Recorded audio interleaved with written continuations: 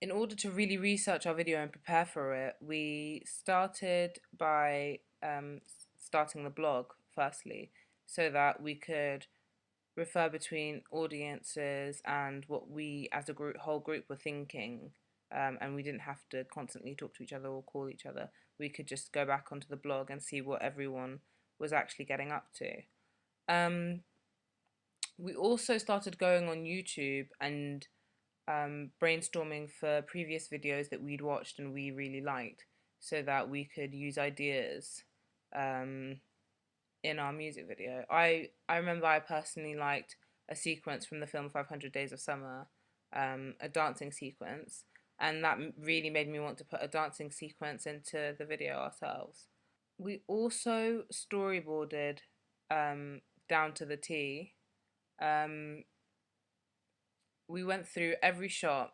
Well, we all sat down at the table actually, and we decided the at least five different narrative possibilities that we could do as the mini narratives, and then we talked about performance and how much we should really have in it, and should it be a key role, and then we started discussing costume as a group, genuine just brainstorming continuously until we had a really basic idea that we could build on top of.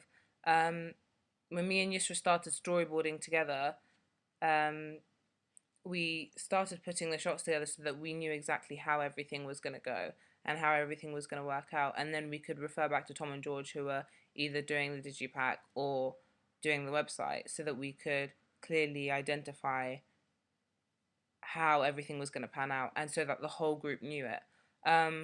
We also went further on the storyboard when I made the animation, so that we could physically see how everything would turn out, if it would be in time with the music, if the shots would look good as they were set out by me and Yusra, and we could really see if we needed to alter positioning. And most in a lot of the shots we did need to alter positioning because they were just medium shots, which wasn't really great for having an exciting music video.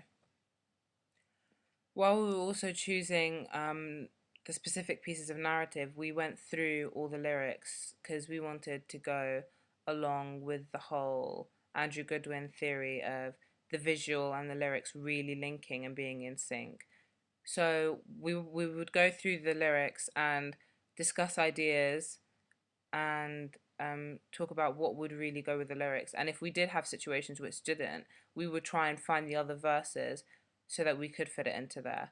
Or if we had a gap in the bridge, we could try and fit it in there as well. But in the end, we ended up filling that in with performance. When it came to filming, we used a Sony HD camera,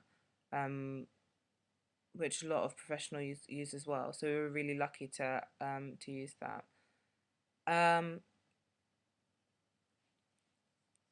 It was a fun camera to use, but at the same time, in the small spaces we had in our sets, it was difficult to maneuver the camera from side to side, as well as having the big lighting kits around, and the room would just get really hot with everything being in there and everyone being in there as well. So we had to try and shoot really quickly. Um, the camera was really great quality though, and I don't regret using it at all, because in the end I feel like it gave us a more realistic feel for a music video rather than one that was shot on a handheld, because it was just clearer and more vivid, and it didn't look grainy or anything like that. So it did look a lot more realistic, and it keeps the audience drawn in to the actual music video. When we came to uploading it, we used a Firewire cable to connect to one of the Macs in the sixth form, and we uploaded the video onto the new 2009 iMovie. However,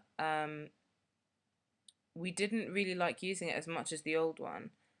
I'd used the old one for 3 years before I tried using the new one, and I really preferred playing around with the old one because I already knew what I was doing with that. And we just thought it would be more efficient if we were using something that we already knew how to use. We used a series of edits, just general cuts to, I think at one point we do use a dissolve at one point, and the simple fades to black. We didn't want to do, like how I said at the beginning, we didn't want to do a lot of transitions or funky effects to really change it up, because we just wanted it to be a standard video where you understand the guy's story and where he's coming from, rather than having things flying about the screen and dissolving. And we just wanted something that was genuine, just like we felt the song was really genuine. In evaluation stages, we're just using iMovie again, or any kind of camera we can find, and just generally blogging what we think and our own opinions about the film that we've made and the music video we've made even, so that we all have our different opinions shown, and we'll be uploading it to the website on the on the internet so that it's accessible by all. Overall, I'm really positive about the outcome of our music video, and if I'd have to change one thing, it would probably be, I would take out a little of the performance and probably put in a little more narrative, just so that it was fully boxed with narrative and we had a continuous running, just regular theme for the whole video, and everything was really regular, rather than us having a slightly irregular patch towards the end of just pure performance, which I think fits, but I think it would have been a lot more interesting for the audience if we did have a lot more performance. Other than that, I'm really happy with the video and the way that everything's gone, and that's it from me. Thank you.